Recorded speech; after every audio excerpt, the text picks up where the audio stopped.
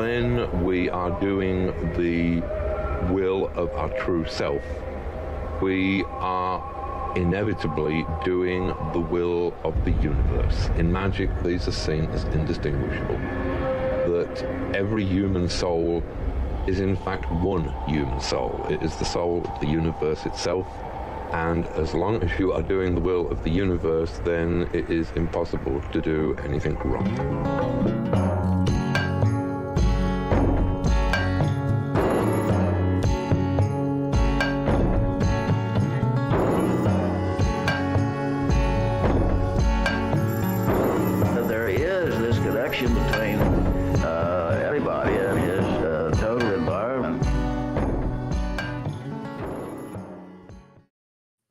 Shalom, shalom.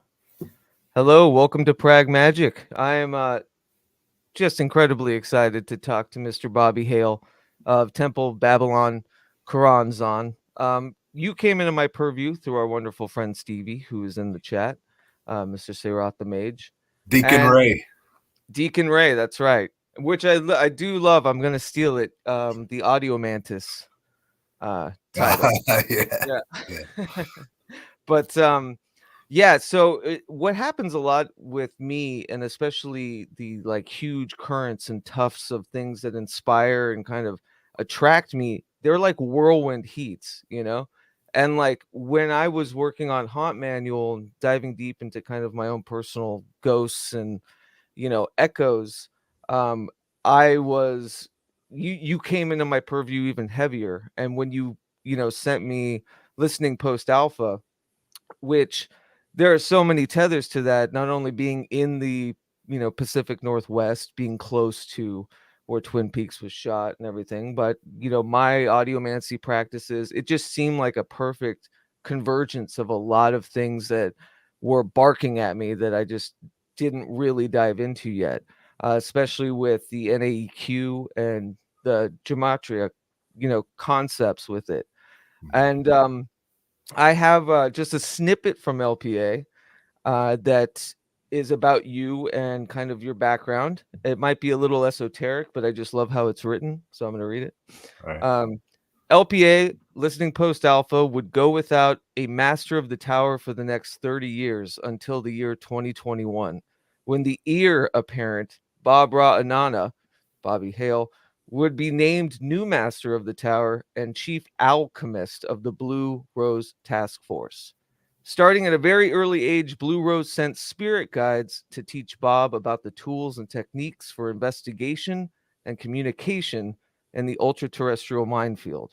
It was not until he experienced the spiritual purifications of High Priestess Leah Nuit Babal in the Temple of Babalon Choronzon, the House of Every Flower, and the Temple of Red Cruelty, that he was ready to know how all these techniques may work together. And with that, welcome, Mr. Bobby Hale. It's great to be here. Thank you.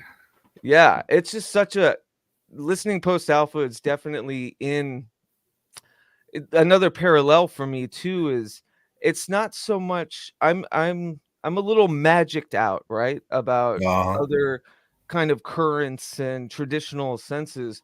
What really inspires and drives me are almost this journalistic kind of integrity with how you are utilizing your own microcosm of magic. And Listening Post Alpha is that. It's a journal of you reaching all of these bounds and flailing kind of tethers into the unknown. Yeah. And then putting it out there into the world, as it were. And so yeah, it's definitely a pulling together of things that I've been doing since I was just a little child, that I did that just for fun, and a weird fun that like the little voice in my head just told me, you should try this, you're bored. Yeah. And I was always into sports and stuff when I was a kid, but I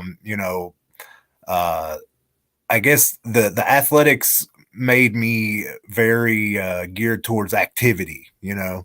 and that's where it helped me. That's where sports helped me out, I think, as a child. And later I quit sports for to be a punk rocker. You know, I started playing in bands when I was like 12 years old. Yeah. And that pretty much set the trajectory from there.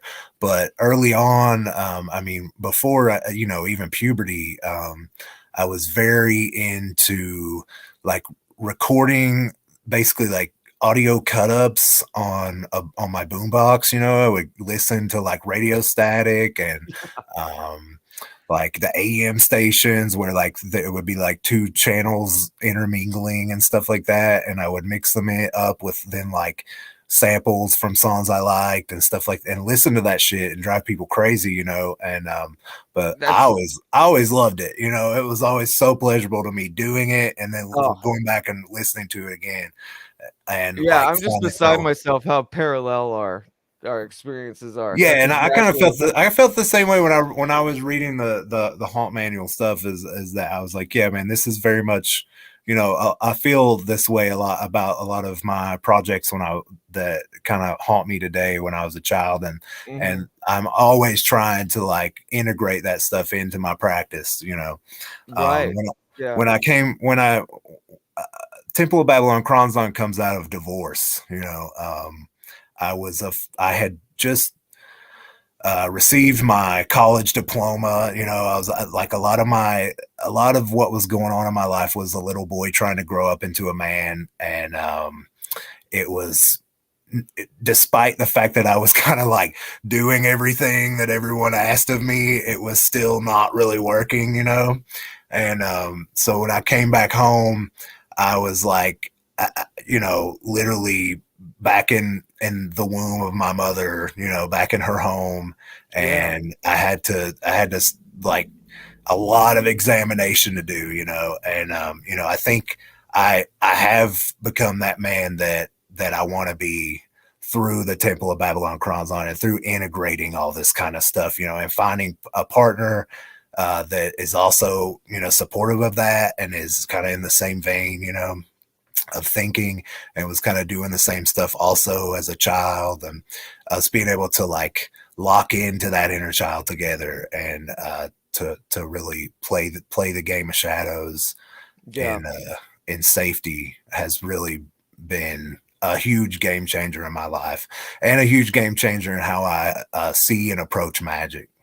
Yeah, you know what's interesting to me too, through our kind of parallel patchworking, is that I think we come from a lonerism, right? Like an outsiderdom, right?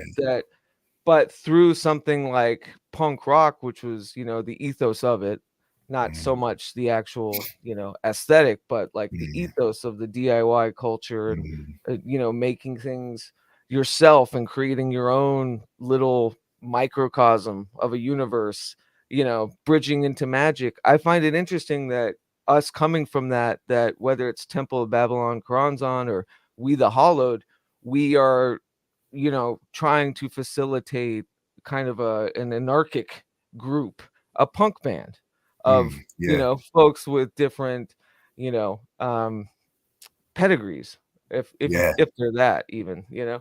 So I think that's always super interesting. That I was thinking about that the other day. I think Stevie had Luxa Strata on, who's a friend of mine, and it was, you know, her talking about Green Mushroom Project, and it's like all of these folks that are parallel to me now, and folks that I'm collaborating with or talking with, we all kind of have that innate want to share the disparity rather than to just, you know, kind of follow suit with something. You know? Yeah, absolutely. Yeah. It's encouraging. It's encouraging that that's still going on. There's a lot of dogmatism. You know? Yeah. Well, so what's interesting too is what I used to call them when I was making tape collages as a kid and pissing off my mother. I would meditate to them and I would hear things that weren't initially there, right? And in my kid mind, I would call them aminals. They were like, you know, off. It was, you know, just a bad misspelling of something that's usual, because it was a communication, but it was off. And my wondering is like, yeah, what's your kind of like the genealogy of how you've interpreted the things that were coming to you. Yeah, I think when I was a kid, I just thought, well, I just thought it was fun, like funny that things would come together like that, you know? Yeah. I think Humor's a big part. what I would consider my earliest synchronistic experience that really freaked me out and made me question like what is reality was this is gonna sound like bullshit, but it's true. I was playing Batman. I was dressed up as Batman, and I didn't have my Batman mask, and so I found my Batman mask. It was laying in the floor in the living room, and I'm at my grandmother's house, by the way. And I go to pick up the Batman mask, and there's a bat underneath the mask.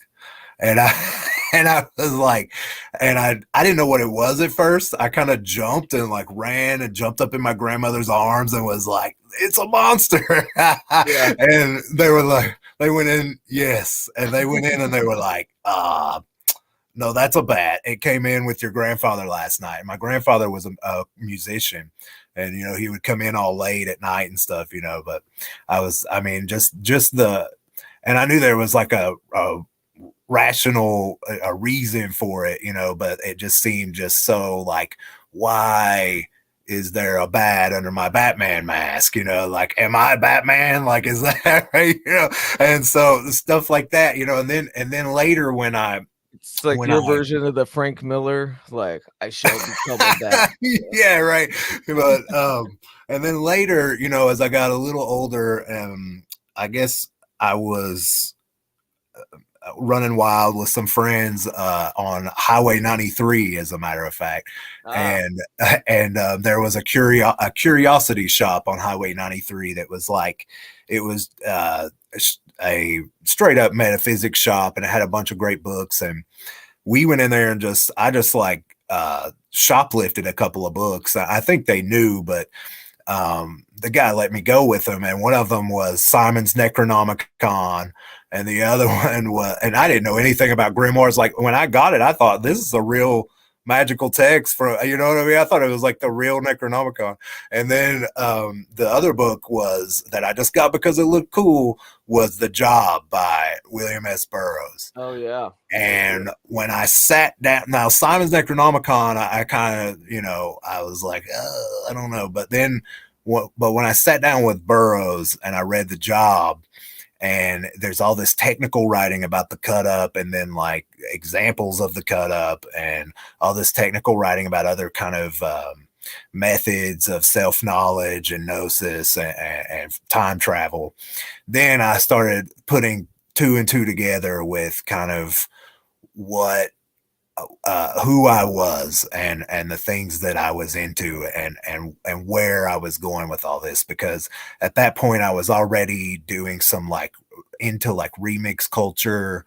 Yeah. And you know what I mean, like listening to like a lot of like, you know, DJ Shadow and stuff like that I thought was, and that I loved because it was this mashup of all these introducing. Yes, introducing was a big like change my shit. Yeah, it was very important to me. And so I was all that stuff kind of like, and the Beastie Boys, you know, and all that stuff. I mean, I was crazy about all that kind of stuff. And then once I read Burroughs and kind of got some theory behind it, that was really powerful for me. And then I started using it in a more directed way, you know, like I would make a track and be like, this is a curse, you know, or this is to get X, Y, or Z. And I didn't know at the time that was called chaos magic or anything like that, you know, or even magic really. But I was like, I knew I was doing something to affect the universe, and that it worked, you know. So yeah, that is really where I come from. And then it was only later actually that I got into the punk rock stuff, and that was because well, that's what everybody could play the guitar to a degree, and I kind of wanted to perform and kind of get a culture going, and I felt like that was like the best way to like step on the gas and just, you know, put the pedal to the metal and get something going, which it really did, you know. I mean, that's exactly it. Yeah, that's my entire like bullheaded, wide-eyed opus of that, of, you know, anything I've learned how to do or play musically was just because it was in my mind. It's like, oh well, I guess I'll learn drums, or I'll Yeah. learn, you know.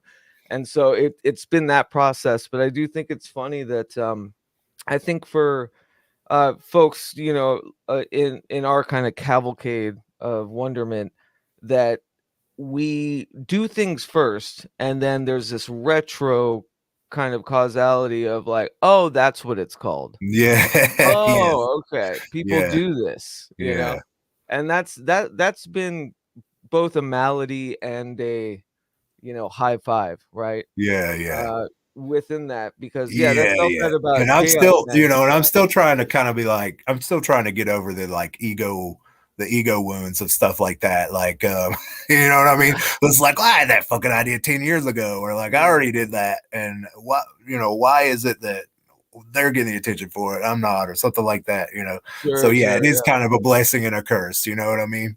But then Yeah, and it's, it definitely stems from the self and like just yeah. Oh resonance, yeah. you Yeah. know, and like It's feedback loop. gross, you know, Yeah, it's yeah. gross. And it's, I think it's, you know, sometimes I'm trying to learn to take it as a gift from the spirit guides, and also be like, well, now it's will be very easy for me to jump back into that, you know, if I want to, you know, Yeah, yeah. because, you So know, I I love have, that. yeah. So I guess in a similar way, and again, kind of piggybacking on this like retro causality thing, what has happened to me and what you might consider an ultra-terrestrial kind of communion, like I would have conversations and converse with things, and then later would find out, you know, I would be going through this like old metaphysical encyclopedia from the 70s, and they had, you know, something about Zoroastrianism uh and like the beast, the Druge, and I was like, oh my god, that's, you know, that's what came through in the audiomancy praxis. Mm,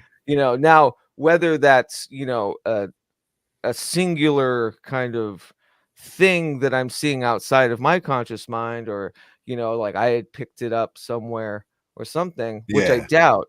You know, it's these kind of tests that test me a lot. And I do waver where sometimes I want the ego of going, no, it's all coming from me. You know, yeah, like yeah. And I that's want that really, creativity, but at the same time, I'm not so sure.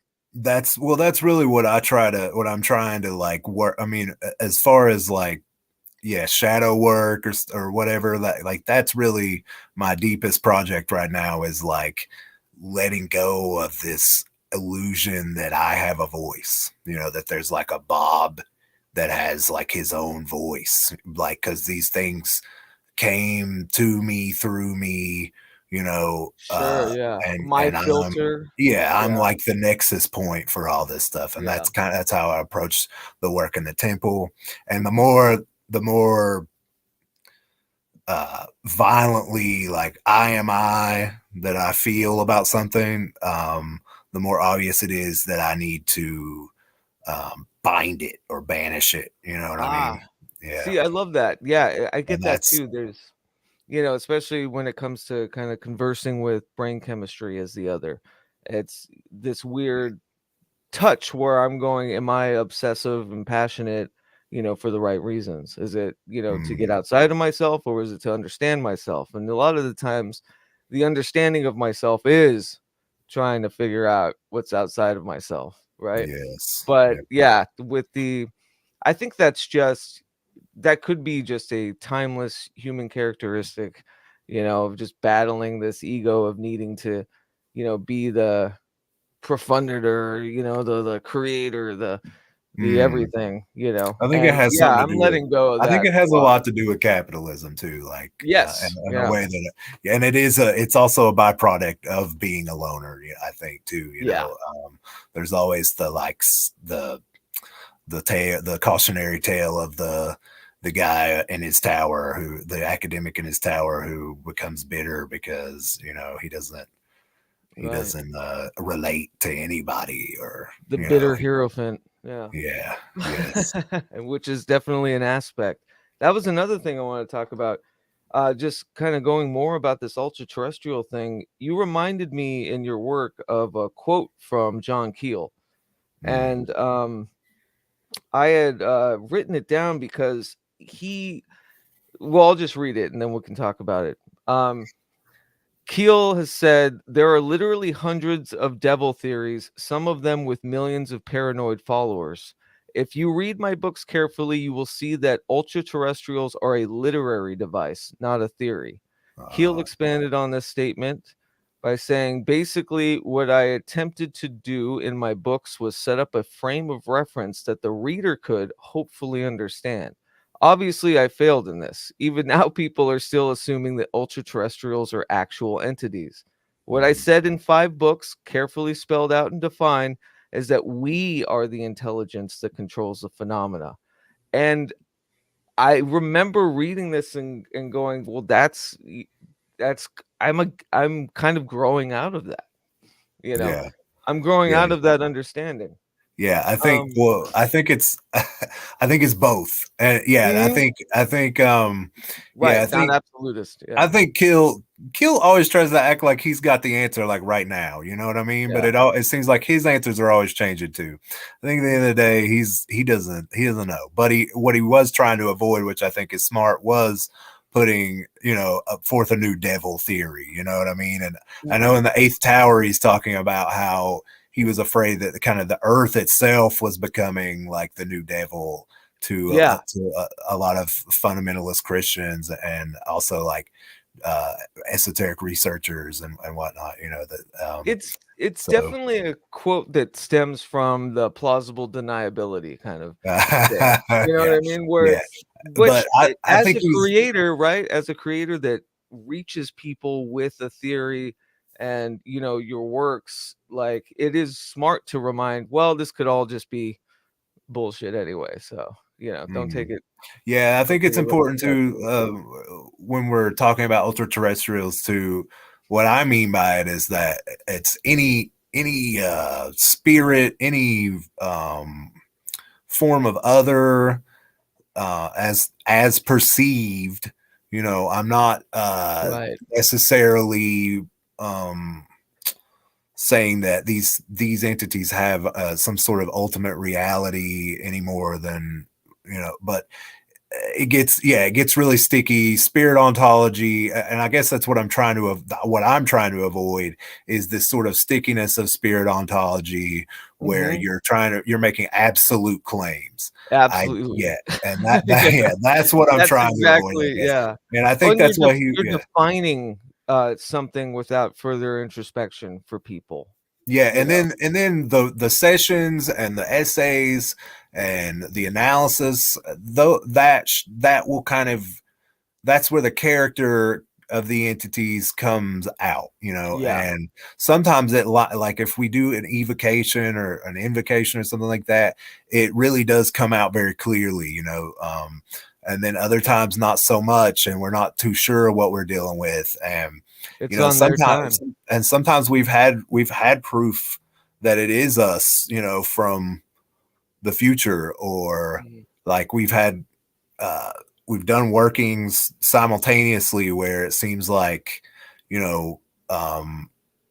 it's maybe Groucho, like we're picking up Groucho's thoughts and he's projecting them to us, and then Steve is picking up what we were talking about or something or doing while he was doing his working. So and that doesn't denote that it's just from you though.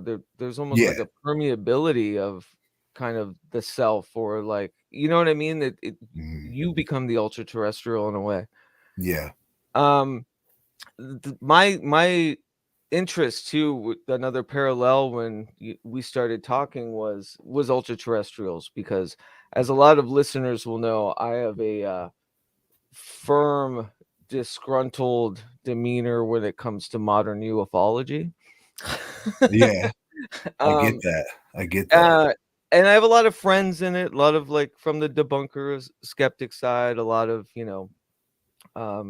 true believers, as Stanley would call them, right?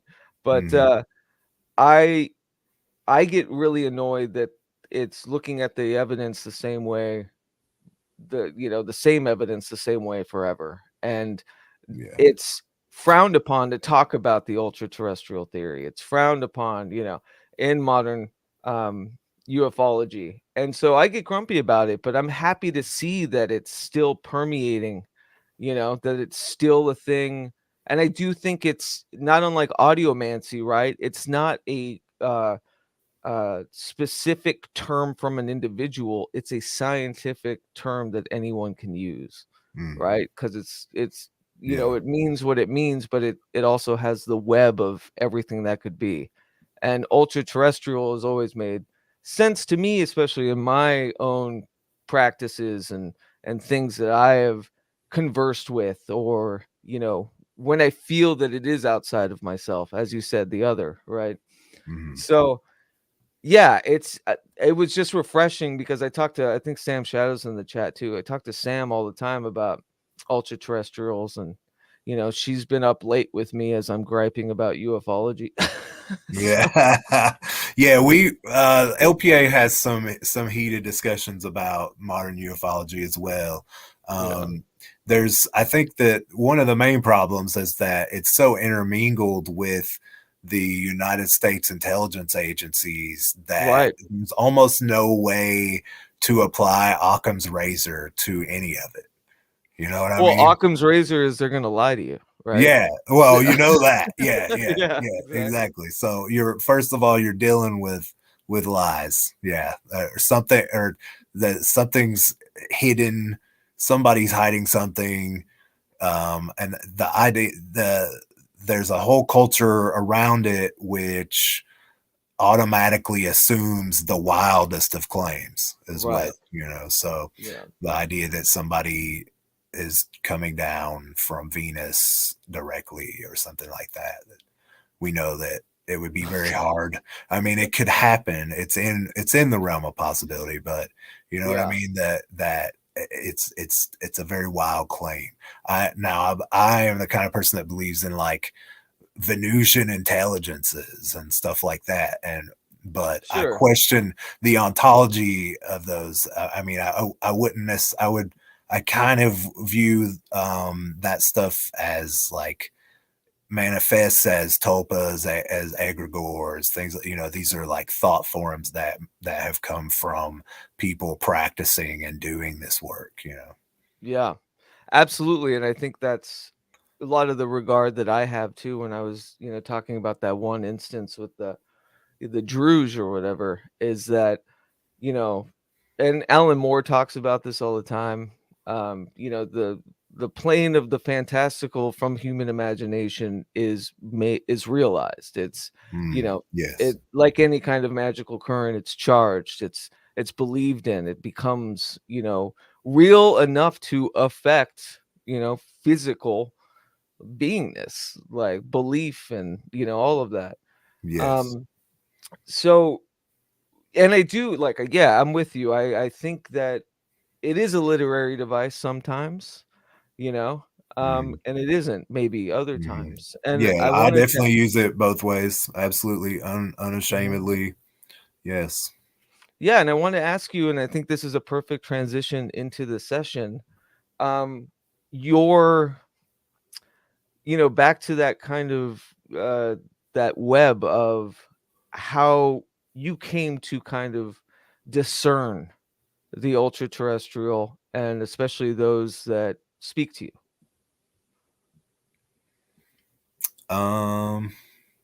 How did I come to discern it? I guess through the gematria, through these like systems of confirmation, So when I first started trying to make contact, do spirit contact, it became very obvious to me. I was getting I did all kinds of weird experiments, and I would get the strangest of names, and and I just didn't. I was like, okay, well, that's interesting, but so what? Like one name was Egway, and I was like EGWI. Well, what? I searched it. I don't know. Later, I was like, oh, I think that was like Agwe, like the voodoo Loa, because it was asking for water and all this kind of stuff. But at the time, I had no frame of reference or anything like that, and it took me quite a while to figure that little clue, that little mystery out. So I started using at first dice and Crowley's 777 to at least try to identify the planetary or Kabbalistic correspondences with the spirit. Okay. Yeah. And I had some success, but it was still seemed confused and a lot of times like very vague. And I was depending still on sort of like some stuff that was too based in what other people were doing, I guess, you know. Yeah. And so I was looking for English Gematria systems that kind of resonated with me. And, you know, I went through a bunch. I have a couple of just full notebooks full of experiments that I did. And I wasn't really getting anything, you know, and it wasn't by utilizing other systems. Yeah, it just wasn't translating. And especially not with like the Hebrew gematria was just not. It was just leaving me confused because I don't know Hebrew. You know, I would like to learn, and I slowly am learning a lot about Hebrew as I go now. You know, but I just wasn't there. You know, I wasn't ready, and there was something else calling to me. You know, it was like this is not the path. That's what I was getting. You know, and it mostly was like this is not the way. You know, there's another way. It's not. It's opening up. You know, and it was more like here's what you do to open it up. And so I kept looking, and finally, I bought Liber 187 by Jake Stratton Kent. Mm-hmm. And I did a couple of little experiments using the cipher and using some of the methods in there, and it was also still kind of like meh. And then later, it was just like one day a switch came on, you know, like it all came on together, you know. And so I guess that the longest answer to that question is that like when it wasn't flowing, found the key. It was. I had to find a key. Yeah, and before I had that key, and I think the key could be different for lots of people. You know, like I think you could get into the ALW Cipher and start studying stuff, and that really work for you. You know, you might not need to find something else, or you know, some other mode completely other than Gematria or something. You know, I think that it has something to do with your resonance. I've always had sort of a very wordy, like mercurial understanding of mystical experience, you know. So that's kind of how it's always come to me. So when the thing happened with the ear apparent, you know, the see myself experience where everything just met in one nexus point, the cut up synchromystical experience, the Twin Peaks thing, and the ALW Gematria, when it all came together at one point, that was when it became much easier for me to figure out where I am, who I'm talking to, what the correlations, the correspondences, and what's the nature of this spirit or entity that I'm dealing with. Yeah, and I love that, you know, this work in Gematria too, because I'm still nascent, like with a lot of, especially the Crowleyan kind of aspects of it, just because I just missed that train for a bit. But you know, working with the NAEQ stuff that you sent me, and you know, I've always been a numerical person. I've always been, you know, of that ilk, but I can see how in systems too, especially like kind of generating systems, like it's not giving you what you're looking for if you don't actually do the work, like the actual. Absolutely. Yeah. You have to build kind of your own, you know, your own table of correspondences. You have to know a little bit about Crowley's Class A documents for the AA. You have to know a little bit about the degrees and all that kind of stuff before it can really resonate with you, you know. And that was another thing, is that I really had to put in a real heavy study of Crowley for a couple of years too, before all those lights would come on, you know. And it's been a major, and I've always resisted Crowley, and I still do to this day, but only to a degree. So yeah, I think for, if you want to take this ride on with the cipher, this cipher, you have to know a little bit about Crowley. And I think maybe, I mean, obviously that it's because it's derived from Liber Alvel Legis. And I honestly really do believe that it's a tool of an entity named Iwas, you know, that it's almost like a cosmic trigger that he set off in time, and to be handed down to certain people to work with in order to communicate with the ultra-terrestrials, you know. And one of the other reasons I use the word ultra-terrestrials is because in the culture of the NAEQ, that's you know, that's been the main paradigm that's been used, you know, like starting with Greenfield. So and going on to Hellier and to what I'm doing, you know. And so it's a part of the culture. So that's part of what I use. Just that same reason I use the AA, the Class A. But there's something very subversive to the whole thing with cutting into the Class A, you know. And we've had all kinds of wild experiences with that, where it's like, wow, I think I just received an initiation to a certain degree of the AA, you know, without actually being in the AA, you know, stuff like that, which I'm sure lots of people that they would not appreciate that. But, you know, I think that things like that are possible. And I think that's another one of the powerful potentialities of a practice like this, you know.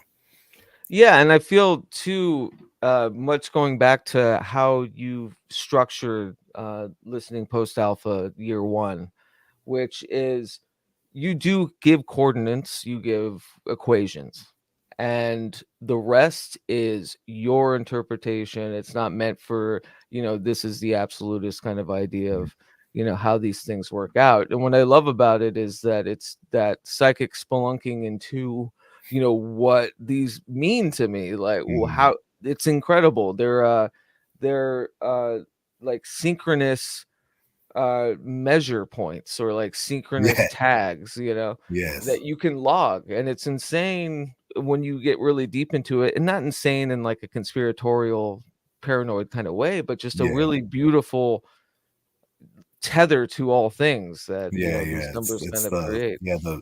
The why, it's just like a huge weave, you know. And it's finding your place in it at that time. And you know, it's to the point where it really, the practice guides my research, you know, and my magical practice, you know, like, but I had to get to a point where I knew what I was doing with the cipher. I think, you know, there's two main traditions that grew up around the cipher, starting in the late 70s. One of them is the English tradition, which is called English Kabbalah, and they're more into the astrological assignments and how to work those points in space-time, which is extremely important. So with where we are right now in the English Kabbalah tradition is called the 418.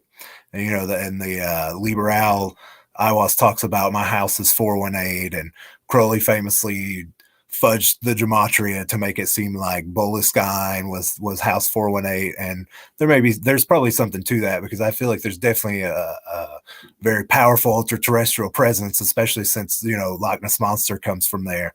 That's Loch Ness Monster song. I love just the audacity to smudge it, though. I'm sorry that I really dig that. Absolutely. Like, no, this doesn't work for me. We're gonna change it. So then so anyways, the 418, the reason that this point in time is called the 418 is because by the cipher, the Libra, Scorpio, Sagittarius, and Capricorn equals 418. And this has been clearly charted out as an initiatory, a time of initiatory rites throughout history, and English Kabbalah has their own rites and their own initiations that you do, which I haven't really worked with, not out of disrespect or anything, just because I've been responsive to the guidance that I've had from my spirit guides. And so, like, for instance, this 418, this is not in the, this will be in next year's journal, but well, for Libra, I did the self-initiation rites into the Horus Mayotte Lodge with Leah. Groucho also did them. He wasn't not present in our temple, but he did them as well. Steve's been a member of Horus Mayotte Lodge, so that all made sense. And also, of course, Mayotte is associated with Libra and all that. So, but I did that because I was basically told to, you know. And then at the end of those workings, I was told to go back. We were just being inundated by spiders and spider dreams, spider imagery. We had kind of been working with Alan Greenfield and Michael Bertio's Memphis Mizraim degrees, which is like a self-initiatory path into Freemasonic, like esoteric research, using the cipher for confirmation of those experiences. So what we do has, that's the American tradition, right? Yeah. And so we're fusing those things together very slowly as they come to us. Now, I didn't know anything about that until somebody sent me some information about it, you know. But we've been fusing those things together. And so anyways, at the end of the Horus Mayotte Lodge workings, then we were getting really heavy vibes, spider vibes. And so I started checking the correspondences with the only spider work that I had done in the past, which was with Bertio's Temple Zaragwin, the Z spiders. And I had done that work pre-Temple Babalon Choronzon, like before I really got with Leah and we started doing work together. I had done some work with Bertio's Grimoire Gede. And so I was like, I checked the correspondences, and it was like, it told me straight up, you know, do this work, go back to Temple Zaragwin and work with Temple Zaragwin and testify to the power of this system. And so I did it. The results were mind-blowing. And at the end of that working, I went back into the correspondences. I was looking for anything to do. What is it that I need to do for Sagittarius? And the only thing that I got really was to do this podcast. You know, so like when you you came to me about a date, and I was like, I just did a working, and it said that on the 11th proceed, and there was something, and also there was something about flannel that kept coming up, and like even today I rolled the number for flannel. I was like, I guess I gotta wear. I didn't even know I had this flannel shirt, and like I went way back in the back of my closet. I found the flannel shirt. So these are things that I do. I'm in conversation. I mean, some people would call it like conversation with a holy guardian angel. Like sure. I'm in conversation all day, every day, even when I'm not in the temple or at home, I still get the messages, Yeah. So, I love the flannel. You're giving a visual cue to my Pacific Northwest region. Yes. And see, I didn't even think about it like that. I was thinking like about, the woodsman, and they jump between the realms and the zone and all that kind of stuff. Yeah, which is funny because that was my reality until about a month ago. Was the woodsman, and now I'm in the circuitry. Oh, yeah. But so maybe you would like to. I know we're running a little long. I hope that's okay with you. I'm having a blast. I'm having a real good time. Okay, cool. If maybe you want to give a rundown of what the session might look like, just for listeners. Okay. I don't want to step on your toes. All right. So what we're doing here is we're gonna I'm gonna try to channel this entity that's housed behind me. Her name is Praset here, and she gave birth to the Temple Babalon Choronzon. She emerged as first a splatter painting and a cut up project that Leah and myself worked on as we fell in love with each other. And originally it was I devised it as a magnet to pull her in. So that's awesome. And now what we have with Perset here is we have a whole deck of a cartomantic deck is what I call it. I wouldn't call it like a tarot deck necessarily because it's not, we're not working within those parameters. Most of these cards were created by Leah, and I will be pulling from the cartomantic deck. I will be listening on my headphones to radio messages at a very high speed. So I won't be spitting out words that are necessarily actually coming into my ears, just what I hear. Just what, but it's the automatic, shifting, right? It's spirit box basically. I'm sure a lot of people using a spirit box. That's what it is. This is a PSB7 spirit box. It's the classic. A little old guy. And something about this is these guys are getting more and more expensive all the time. Not when I needed one. It was very cheap. So I love. There's a part of me that just wants to take my old antiquated radio and cassette stuff and just make it so it just shifts. And there are ways to do that, I'm pretty sure, like the guy Frank Sumption, the guy that kind of invented this technique, that's kind of what he did, is basically hacked a bunch of radios, just a scan. Just to keep scanning and just to go and to pick up every single channel rather than to skip to the highest frequency broadcast or whatever. So you had a great rundown of the spirit box too, and I'm kind of paraphrasing, but your mention in LPA was just that, what it does is scans every radio frequency, and what it'll do is when it catches something that pierces that field of just static, it'll hold for a second and then keep going. It's like a gate almost. In music. So I'm excited for this. Let me know what you need from me. And one more thing is that we're also using, which she's in a bag, right? She's dead and wrapped in plastic tonight, but we've got the Haunted and Accursed pile here, which I named that before I ever ran it through the EQ, and the Haunted and Accursed pile equals 333. No way. Yes, the old number of Lord Choronzon. And per set here equals 156, the old number of Babylon. It also equals Temple BC.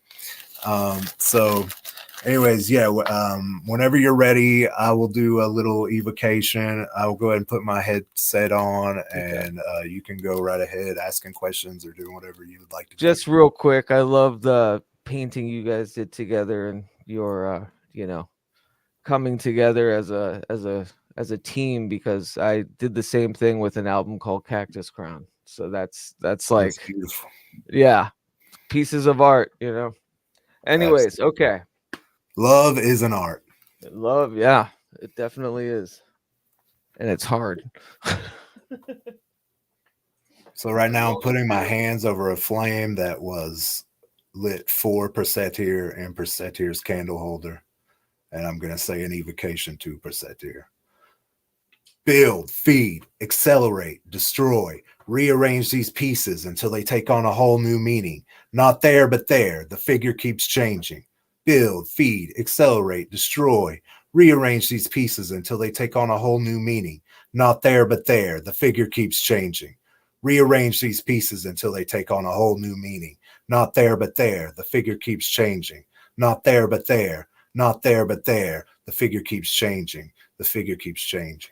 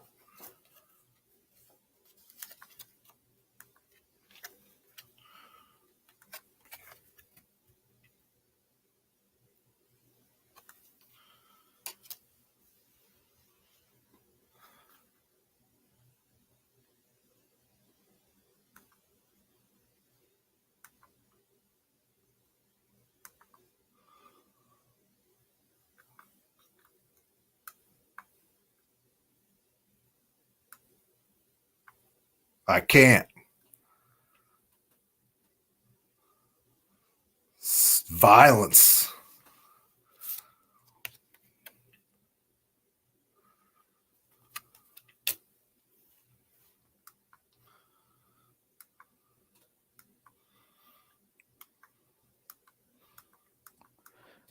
My mic was meant to. Slow down.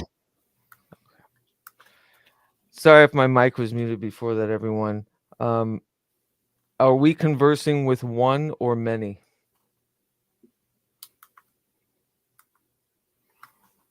It's when. Do you have a name?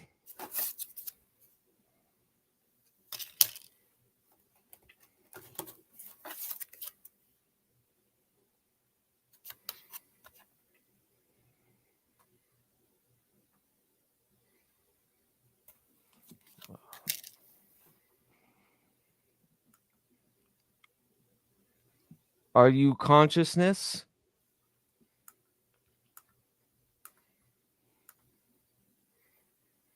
Invent.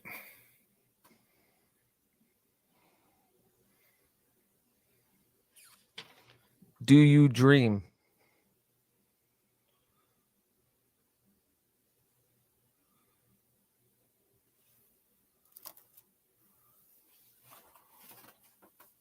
More than you would think. Boost.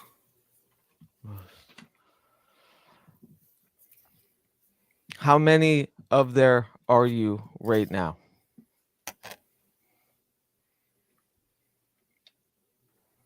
Them.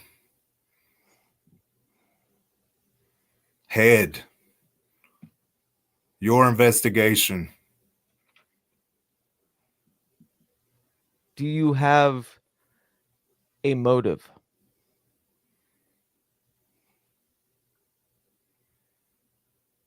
Bulldoze. I like you.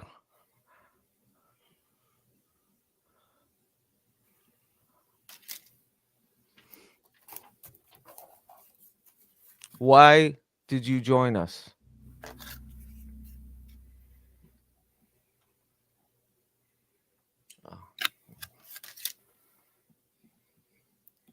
Who is them? User. Governed.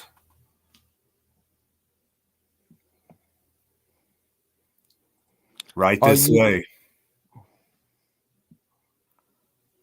Are you creator or created?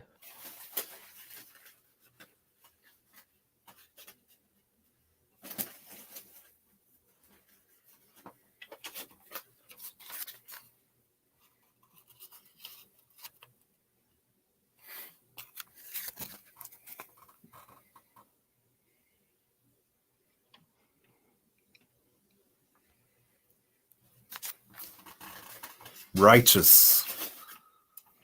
Thing. The internet.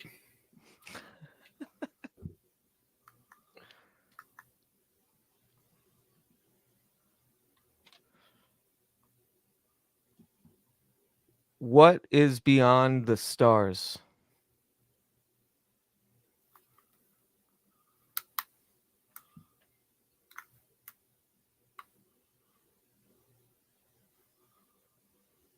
My lord.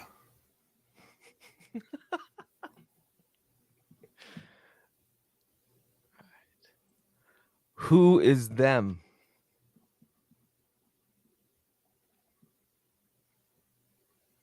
Things not.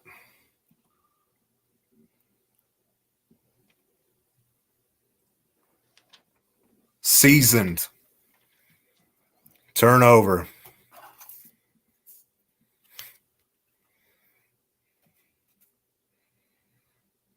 Will my consciousness last after death?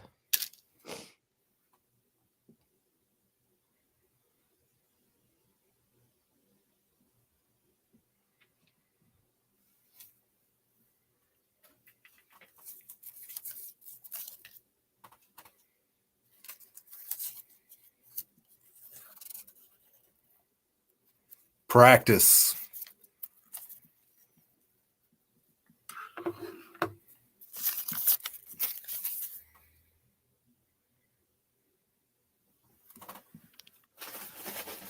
Damn. All right. Emotion. Left mark on city. Emotion. To raise defense.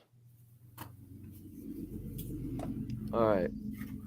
What do you think of those on the internet who are here tonight?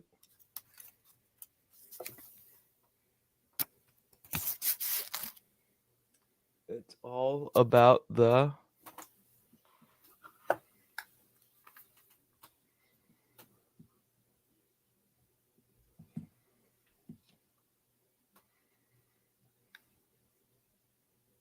Six.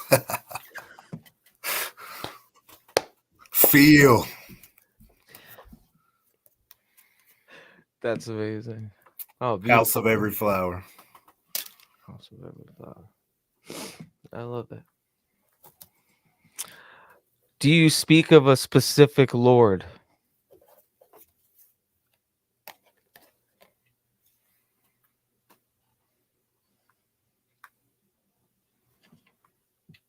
Calm.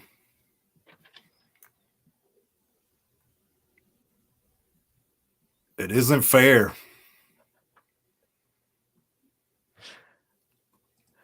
I like this one. What year is this? It's got to be one.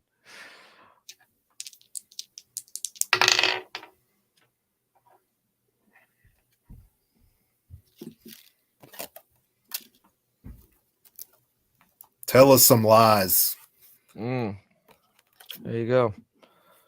Where do you get your energy? Where do you get your energy?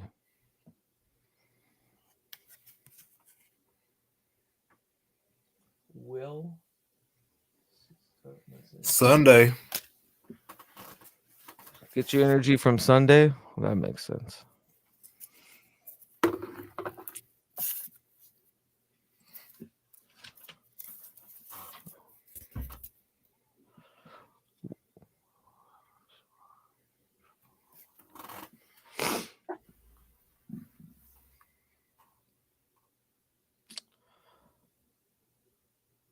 Why remain hidden?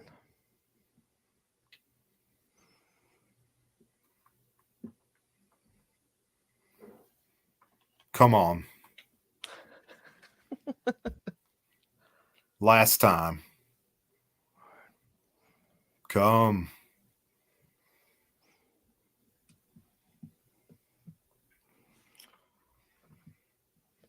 And look.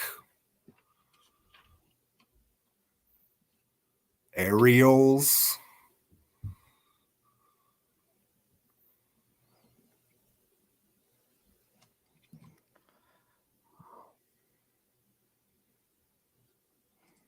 Advocate. Ariel's advocate. Have you ever inhabited a human body on the earthly plane before?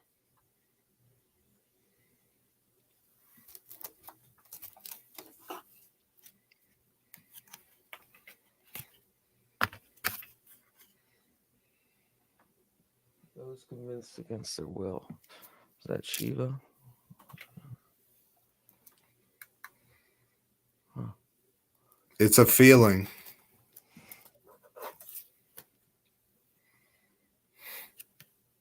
Wow.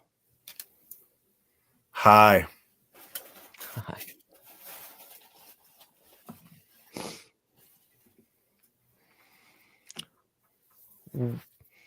What is the best avenue for my personal gnosis? Looking for different. That makes sense.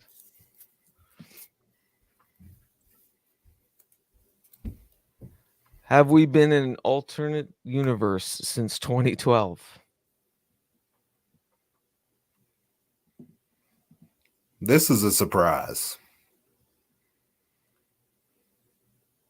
You.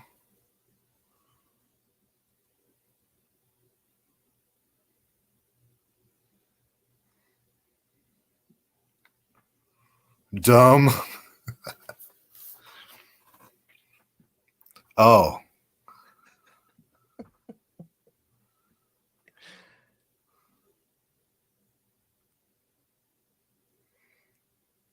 Reverse. Ooh. I'm going to reverse.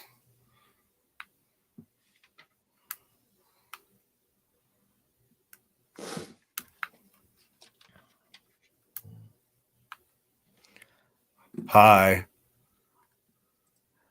Is this someone new or something new? Forgive me for not knowing how to conjugate your beingness. Hold me. It's a fight. Oh. Extraordinary. Is this a fight between multiple?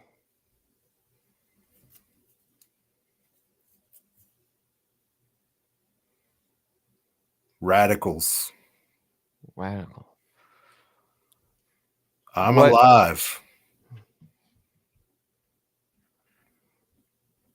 What do you hold radical or radically?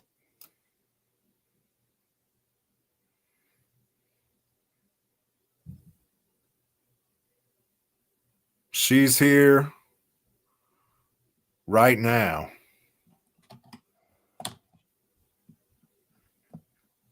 Who is she? Let it in.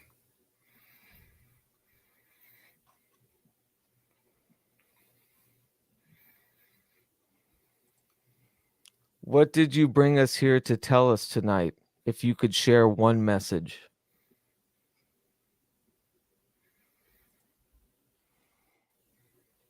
A conversion. A conversion to what?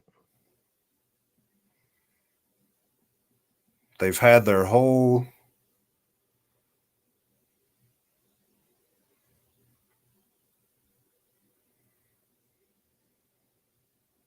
mind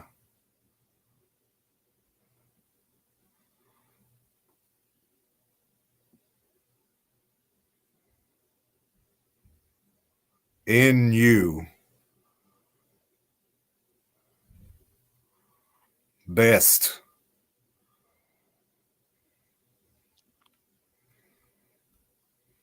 So what would you like to convert from that?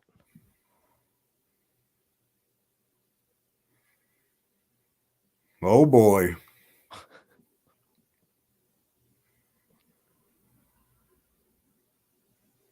Worship her out of respect. Who is she?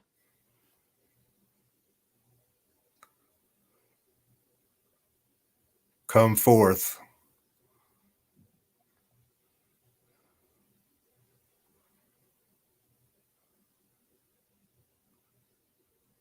Me.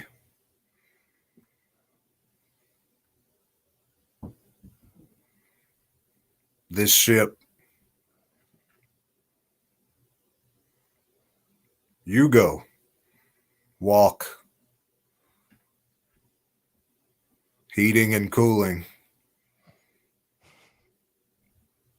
That's very true. It's funny. Thank you. Yeah, that's pretty funny.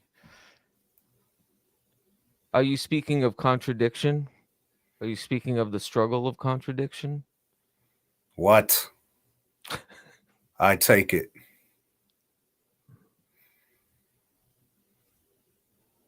Say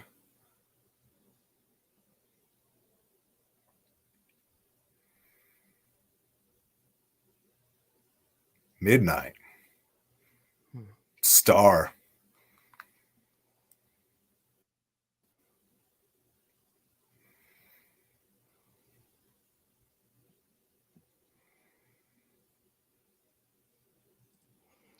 Will full immersion virtual reality be realized in our lifetime? Money. You say money or funny?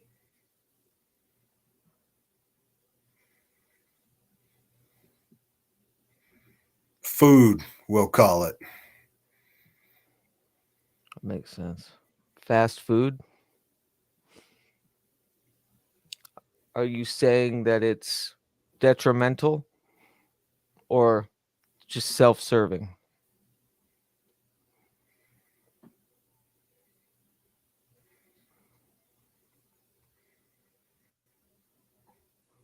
On one side, originally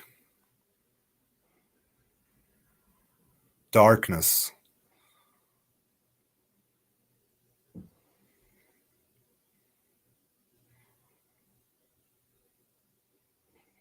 Okay. For her,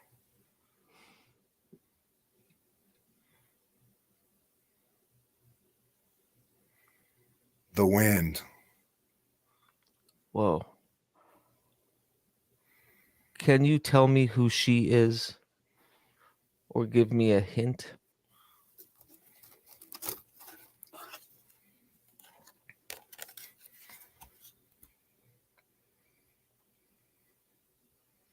It looks like wind. Oh.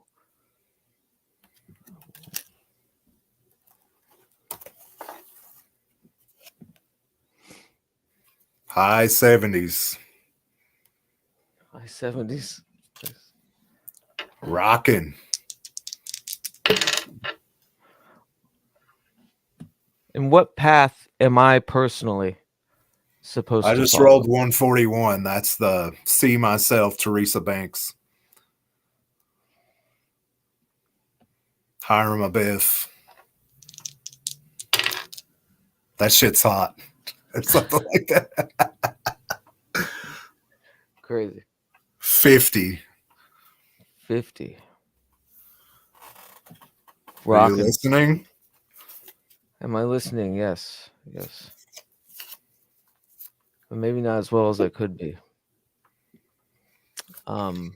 My religion is all about love for fellow man. My religion is all about love for my fellow man. Believe in my religion of love. All of history explained. Good, that thing is in the past. Holy shit. All right. That's we're on great. That's amazing. All right. That's the loving. You made it creep out. A stunner. We played that. A stunner. We played that. Politics. We played that politics.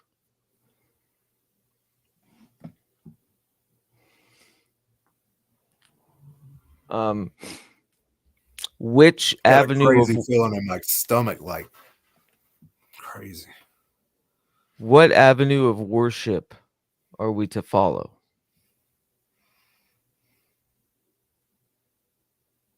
Are you speaking of a distinct current or religion? Me. Back down. The chariot. The chariot. Wow. It's rising.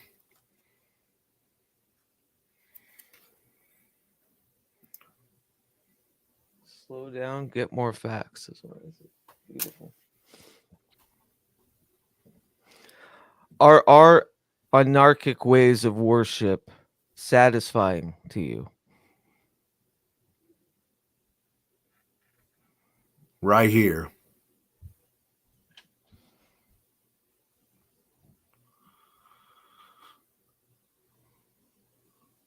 Amazon activity.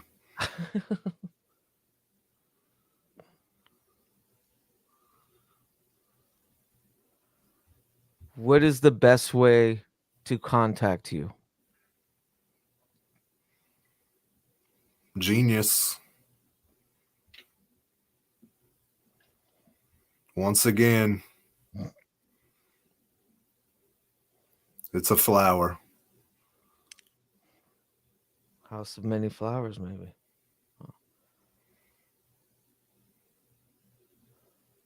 All right. The building and time. 3-0.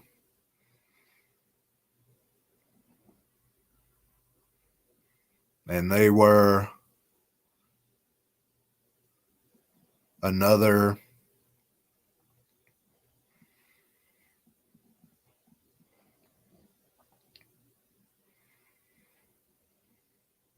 despite the attacks,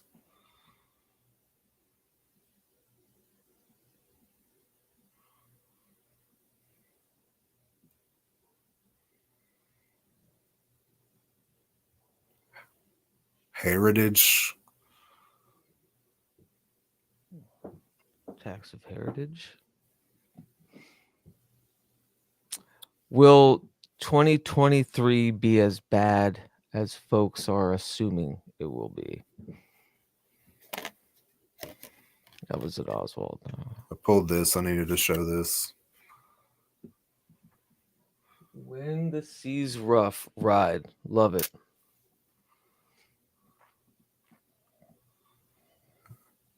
If you're looking out the back door,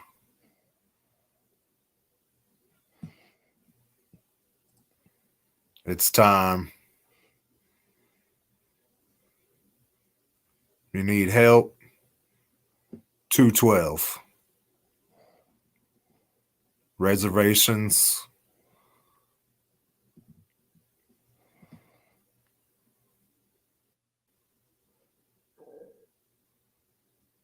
It doesn't have to be like that.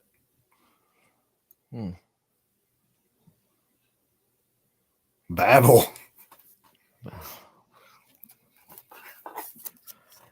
Have you conversed with me specifically before? Best gardens have room to. Oh, that's about the 2023. Yeah, have we conversed before? Queen. Not afraid to show it. All.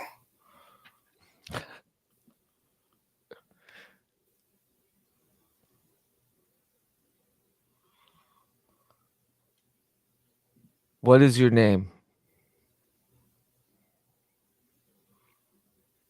Even. Even. Internal.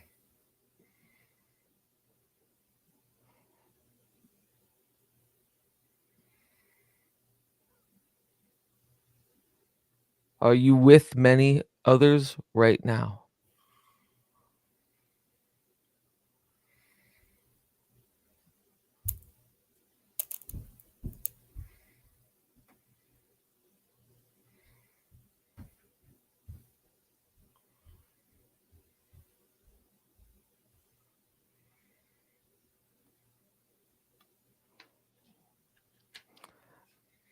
Let me rephrase that. Do you compete with others to converse with us?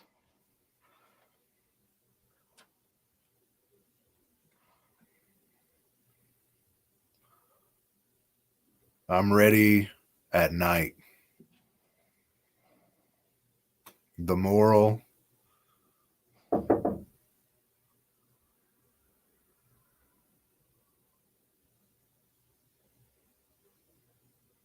Comes probably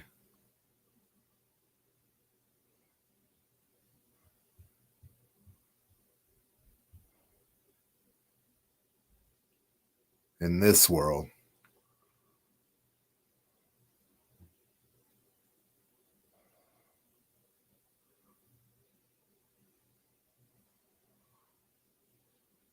Do your thing.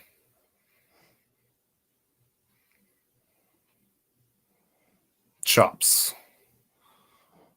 Where we are.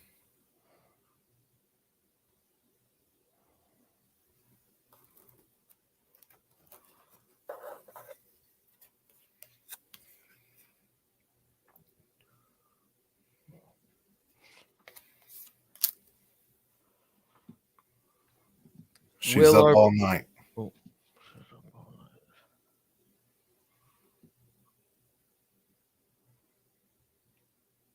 Can we become you?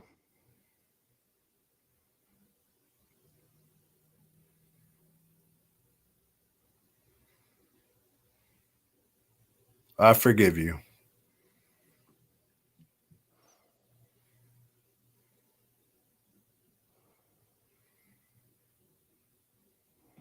Now.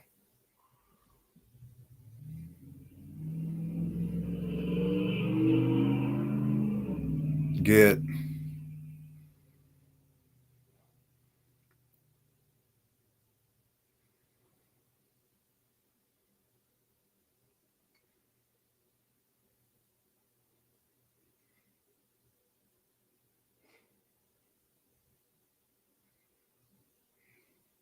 avoid.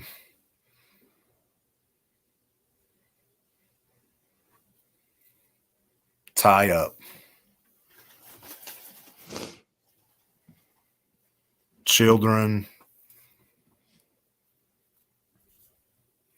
His mother.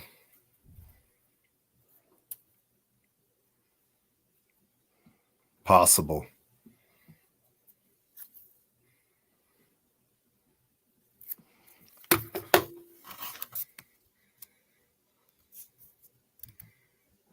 Those who lay down their lives. Okay. Oh, yeah. In reference to Can We Become You? Does our consciousness here and our personalities continue to exist after death? We're open.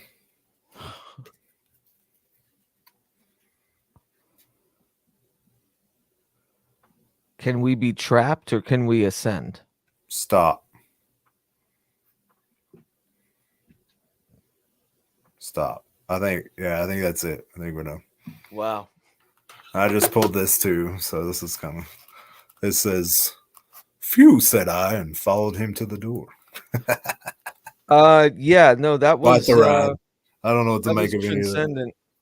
I'm sure you'll go back and like listen to the questions. I did my best to kind of jockey questions from the audience and also give time for it to speak. That was my first interactive spirit. Let me show you what I pulled before we started. I pulled this from the Haunted and Accursed Pile. Face the Future is what it says. Yeah. And then it says, I really think leaders should be vulnerable at times. And then beautiful. Because this kind of work, I mean, it could all just be a bunch of bullshit sounding, just nothing or what. I mean, I don't like from my end. I don't know. I don't know. Right. No, I will say no. There was definitely some absolutely poignant and resonant things. The one thing that barked at me though, there was a lot of. I think we were kind of asking about. There was a lot of talk about worshiping she. And then there was this whole diatribe after I asked, like, who is she? Yeah, how when do the we, she how stuff do we came in worship? heavy, I was getting these weird feelings in my gut, like right in the chakra where in the banishment we do like the line there is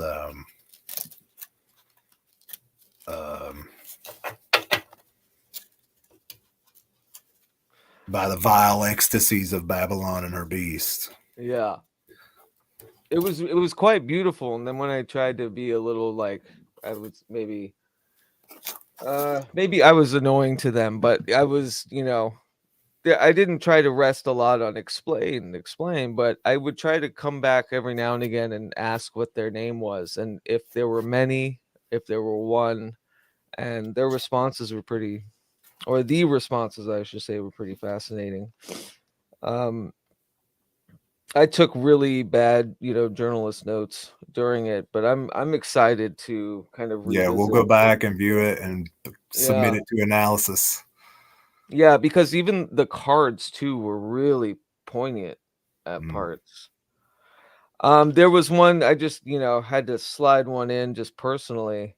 I think anytime I asked about, personality or consciousness existing after death, I was shut down like every time. Stop. No, don't. Or you know what I mean? That's And funny. there was a lot of talk too about I brought up contradiction, and that's a big thing in my work as of late, and trying to find the third mind between, you know, these two warring selves, right? And they had, or that came up, and it was you know, what did they say? Worship her out of respect, come forth me the ship, you go walk, heating and contradiction, or heating about contradiction. And it was like there was a lot of it felt like a pat on the head of, you know, you're scrambling your brain too much. Shut the fuck up about stuff. Right. And you know, I usually don't ask questions unless it's a certain, like unless I have an intent, you know, beforehand. Like I've done stuff with, there was a local situation where, well, I mean, a tragedy where this kid Summer Wells went missing. And I remember that name. Yeah. And I've done some mediumship work on that, you know, and gotten some real poignant answers, you know. But they're usually like, stop doing this. This is not what we want you to do. Like, interesting. Yeah, move on from it. Let the professionals deal with this, you know. A big one was when I asked, like, can we become you? You know, was like a question of, or do we transcend to that spot? And they were very much like, you know, stop. But there were some other really poignant things. I have to look at this terrible hexadecimal. Yeah, well, it was jibber babber. But let's go before you leave. I would love to just, the chat was amazing. They asked some really great questions. There was a couple funny ones in there. We had to throw in the, like, what year is it, which I thought was hilarious. It's always got to be that guy, you know. No, but Eric Millar, a bit on the head when you asked if they were pleased with our anarchic ways of worship, and they said Amazon activity. Disruption Generator has been selling pretty good on Amazon lately. Oh, also, yes, I've sold a lot of books in the past couple of days. See, I took it the other way. I was like, oh fuck, it's this conglomero. You know, I'm in Seattle, right? So, well, yeah, Amazon's right. We're using kind of looming. Yeah, well, it's like Amazon's kind of like the new Kinko's. It's like a big shitty corporation that you run all your DIY stuff through, you know. So I love it, and Eric's, you know, been using it for years and has published a lot of great stuff. So awesome! I'm glad that it took it better than I interpreted it. Yeah, I had I wasn't selling much there for a couple of months, and then I did a working not too long ago, and it was like sales start now, and then, you know, I've made I did pretty good after that. Speaking of which, everyone, I put Bobby's books from just this past year. I think there's 4 of them or so, like, in the show notes. So please check them out. But yeah, this one got me. Was I really think leaders should be vulnerable sometimes. Yeah, that was the first thing that I pulled when I walked in here before the show. Yeah, and that one was when I asked what her name was, because I kept asking it throughout because she kept coming up and worshiping she. They said her name is Even, and it is. Said her name is Even. Oh no. They just said Even. But it was, you said it this way. You said Eve N.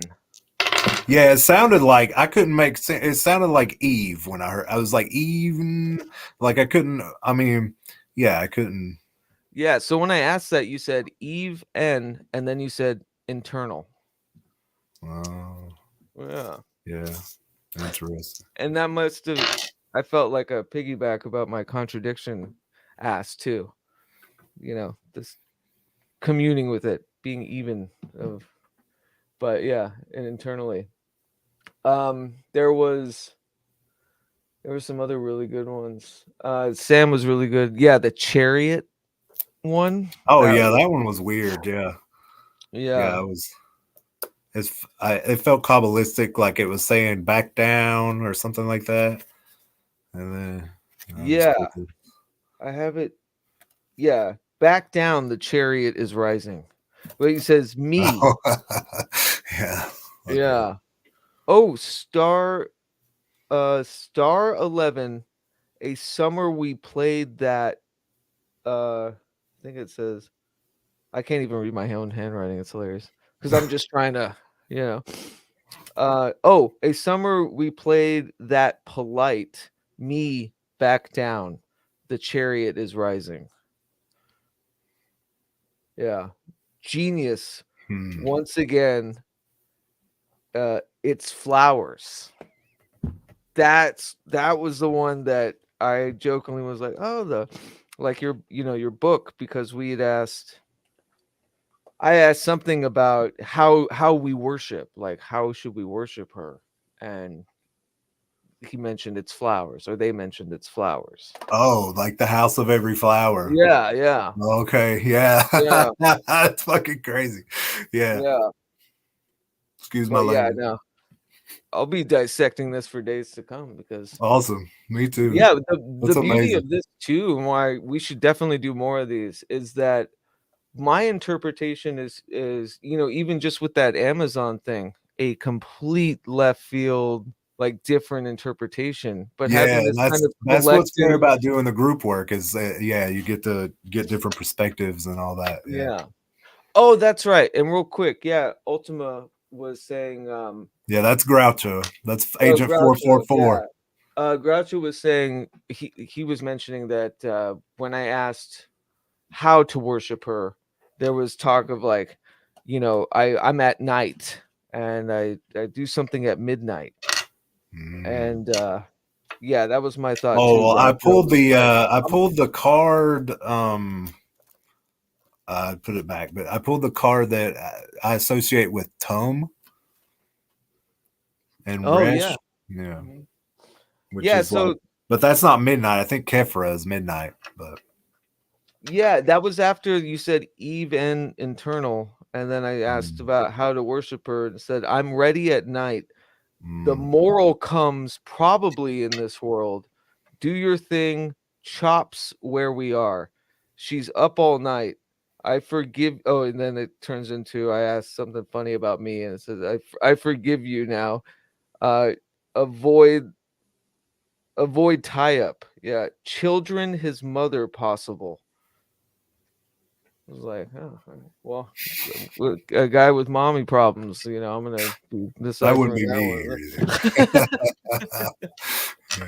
No, we just talked about that though, the whole integrating the child and all that stuff. And once you submit this stuff to the analysis using the cipher, then it takes on a whole new meaning. So that's what I wanted. Next time we'll plan a little more, because that's pretty wild. I want to incorporate, my plan initially. This was late night last night because your work like gives me like, oh, how to incorporate this would be great. And I was thinking that's exactly what I want. Yeah, an audiomancy ritual where I, in a meditative state, maybe with some tones and tussles to help induce, would just pick up a mic anytime a question came to me and record it on a cassette. And this calophone back here. And then, through almost like 2 points in time, like have you do the same thing, but just, play the questions. That's a really, I like that idea. Yeah, you said something about that last night, I think. That's a really cool, I love that. Yeah, we'll have to do that. But I don't want to take too much more of your time, man. This was too much fun. I appreciate you. Yeah. This is great. Excellent. I'm gonna definitely have to go back and scour the meetings. I'm sure there's some like just rollicking gut punches in there. Maybe, you just never know. That's the risk you take. I felt like, man, this is a failure. Like I was like, at first it was wild because I wasn't getting anything from the radio. Like not until it was like it said reverse, and then and it's like you're going over the same stations, but for some reason when I put it in reverse, then it was like, boom, boom, boom, What's boom. hilarious is I wasn't sure if you would give me a cue as to when you were starting, and Mm. I didn't start asking questions until you said reverse. Oh, okay. Yeah, That's crazy. yeah. Yeah. But this was so much fun. Everyone, please check out the show notes. I've got to put Groucho's contact in there too, because I in a nice word, I probably just mutilated his beautiful art for the cover of Listening Post Alpha, which is on Amazon, for the thumbnail. And yeah, Bobby's works are exciting. I hope to keep doing this. Patreon.com/Pragmagick for $1. I've got the new Haunt Manual chapter coming out this week, and the Audiocast, and it's a doozy because a lot's happened Can't wait. since opening that circle. So yeah, lots of things coming. Appreciate everyone. Thank you for showing up. It's good to see Thanks, everybody. everybody. Thanks for coming by. And thank you, Bobby. Hail Babylon. Hail Babylon. We just eat it, and then someone in the back goes, when we are doing the will of our true self, we are inevitably doing the will of the universe. In magic, these are seen as indistinguishable. That every human soul is in fact one human soul. It is the soul of the universe itself. And as long as you are doing the will of the universe, then it is impossible to do anything wrong.